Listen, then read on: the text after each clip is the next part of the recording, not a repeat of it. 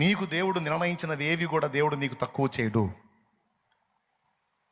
న్యాయముగా నీవు కోరినవన్నీ నీకు దక్కేటట్టు చేస్తాడు.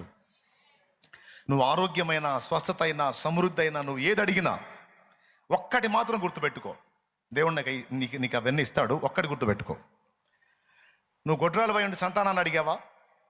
అయితే దేవునితో ఒక మాటను, నాకు సంతానాన్ని ఇవ్వు, వాడిని నీ కొరకు పెంచుతాను, వాడిని నీ కొరకు పెంచుతాను.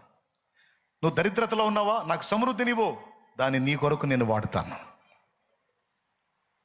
నాకు జాబ్ లేదు, జాబ్ ఇవ్వు, నేను నా కుటుంబాన్ని బ్రతికించుకుంటూ ఒక ప్రక్క నీ పని చేస్తాను, నీ పని కొరకు నా తోడ్పాటు నేను అందిస్తాను.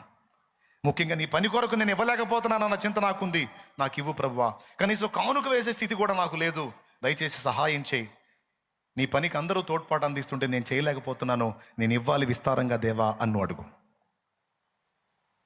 అట్లా నువ్వు ఏది అడిగినా, నువ్వు భూపంట అడుగుతావో, వ్యాపార ఫలం అడుగుతావో, ఏది అడుగుతావో, నువ్వు ఏది అడిగినా, నువ్వు జ్ఞానం అడుగుతావో, తెలివి అడుగుతావో, చదువు అడుగుతావో, నువ్వు ఏది అడిగినా దాని వెనక ఉద్దేశం ఏమై ఉండాలి? నంబర్ 1లో ఏదో తెలుసా?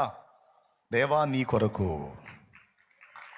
ఆఖరికి రోగం వచ్చిందా, స్వస్థత అడిగావా? ఆ స్వస్థత అడిగిన దాని వెనక కూడా ఈ ఉద్దేశమే నువ్వు కలిగి ఉండు.